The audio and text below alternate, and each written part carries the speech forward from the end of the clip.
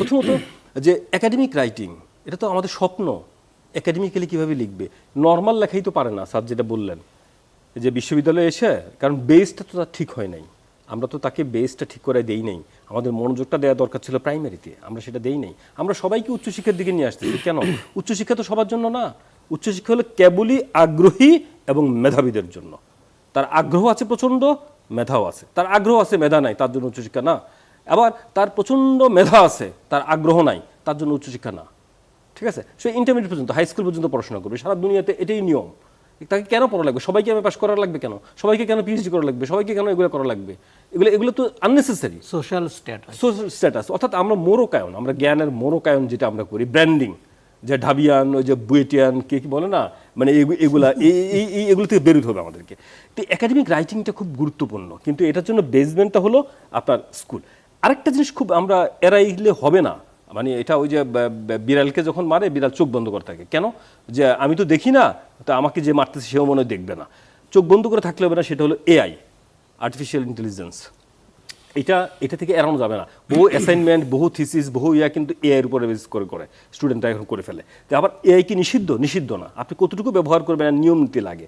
আমি দেখছিলাম গত সপ্তাহে ইউকেতে বলতেছিল যে বিএড, সিনেড, এমএড এর মতো এড, অর্থাৎ আর্টিফিশিয়াল ইন্টেলিজেন্স, এটার উপরে টিচারদের একটা সার্টিফিকেট কোর্স থাকা লাগবে, নাহলে টিচিংয়ে যেতে পারবে না।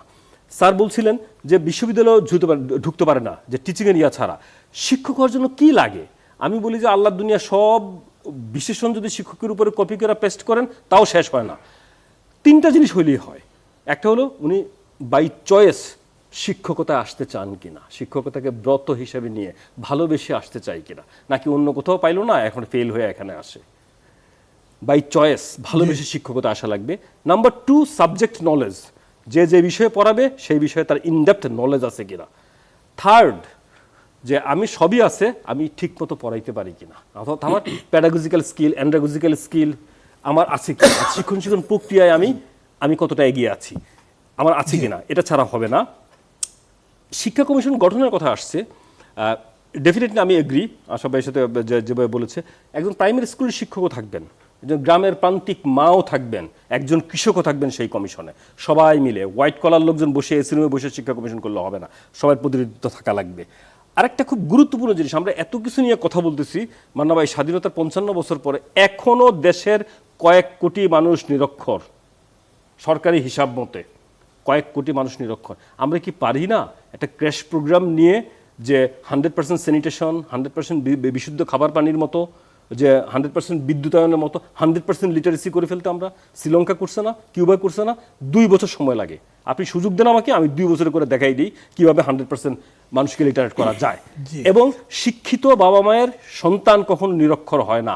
একবার যদি একটা জেনারেশনকে করে ফেলতে পারেন, তারপর অটোমেটিক সবাই স্বাক্ষর হয়ে যাবে। লাস্ট কথাটা আমি বলি, সময় যেহেতু কম, সরকারকে চাপের মধ্যে রাখতে হবে, প্রেশারের মধ্যে রাখতে হবে, এবং সঠিক পথে যাতে সরকার পরিচালনা হয় এটা করতে হবে। শেষ করি আবুল কাশেম ফজলুল হক স্যারের কথা দিয়ে, সরকারের এবং সবার আমাদের শুভবুদ্ধির উদয় হোক।